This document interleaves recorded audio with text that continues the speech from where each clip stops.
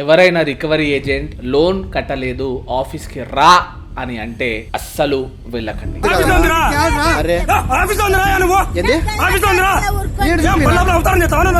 Oral గా పిలిస్తే వెళ్ళకండి. బ్యాంక్ వాళ్ళు ఆఫీస్ కు రమ్మని మీకు నోటీస్ ఇస్తేనే వెళ్ళండి. ఒఫిషియల్ ఈమెయిల్ ఐడితో మీకు మెయిల్ చేసి ఆఫీస్ కి రమ్మని అంటేనే వెళ్ళండి. చూడండి, మిమ్మల్ని దబాయించి ఆఫీస్ కు రమ్మనే రైట్ వాళ్ళకి లేదు. ఆఫీస్ కు పిలిచి మీతో ఫోర్స్ఫుల్ గా ఎక్కడైనా సిగ్నేచర్ చేయించుకుంటే మీరు ఏం చేస్తారు? ఆఫీస్ కి పిలిచి మీతో అసభ్యకరంగా మాట్లాడితే, ప్రవర్తిస్తే, దాడి చేస్తే, భయపడిస్తే, అన్ఆథరైజ్ పనులు చేపిస్తే మీరు ఏం చేస్తారు? తర్వాత మీరు కంప్లైంట్ ఇచ్చిన వాళ్ళు మేము పిలవలేదు, మాకేం సంబంధం లేదు, తనకు తానే వచ్చాడు అని అంటే మీరేం చేయలేరు. ఒకవేళ మీ దగ్గర proper return notice are email ఉంటేనే మీతో ఏదైనా రాంగ్ఫుల్ థింగ్ అక్కడ జరిగితే దాని బేస్ పై మీరు ఒక క్వశ్చన్ లేదా కంప్లైంట్ చేయవచ్చు.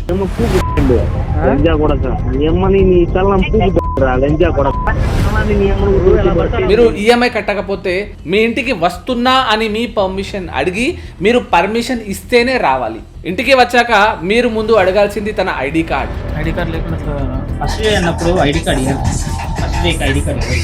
అది హార్డ్ కాపీ మాత్రమే అయి ఉండాలి. ఫోన్లో చూపిస్తే ఒప్పుకోకండి. అలాంటి రికవరీ ఏజెంట్ ను వెళ్ళగొట్టండి.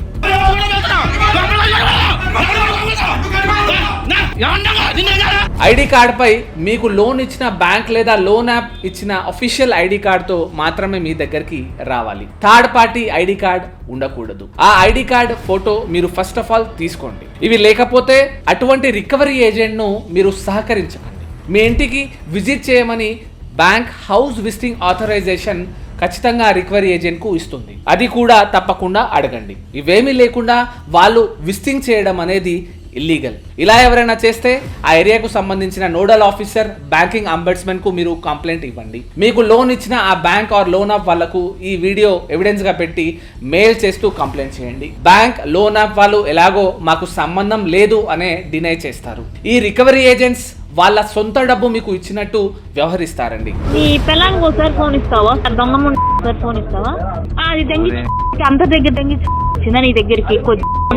అన్లాఫుల్ గా వసూళ్లకు పాల్పడతారు, బెదిరిస్తున్నారు, మీ కాంటాక్ట్స్ కు కాల్ చేస్తామని బ్లాక్ మెయిల్ కూడా చేస్తున్నారు. ఇదంతా ఎందుకు చేస్తున్నారో మీకు తెలుసా?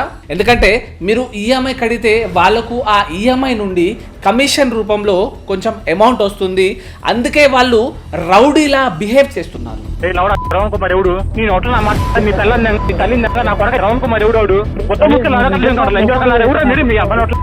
కానీ భయపడకండి, మీరు ఒక హీరో. ఇంటర్నెట్ లో వాళ్ళు చేసిన ఎన్నో దారుణాలు, వాళ్ళు ఇచ్చే టార్చర్ తో చాలా మంది చనిపోయిన వీడియోస్ కూడా ఉన్నాయి, న్యూస్ ఆర్టికల్స్ కూడా ఉన్నాయి.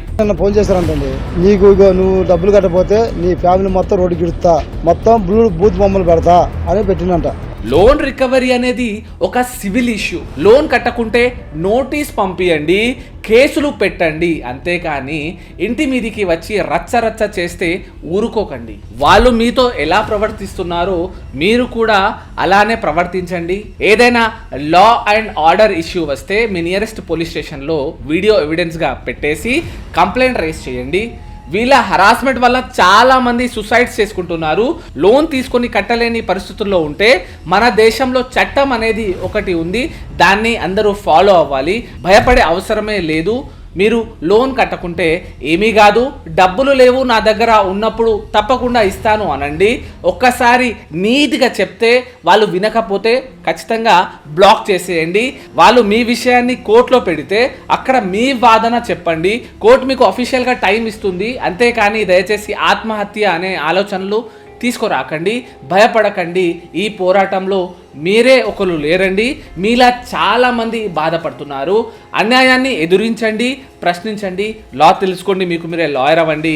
ఇలాంటి ఇంకా చట్టపరమైన ఇన్ఫర్మేషన్ కోసం ఫాలో చేయండి. Thank you.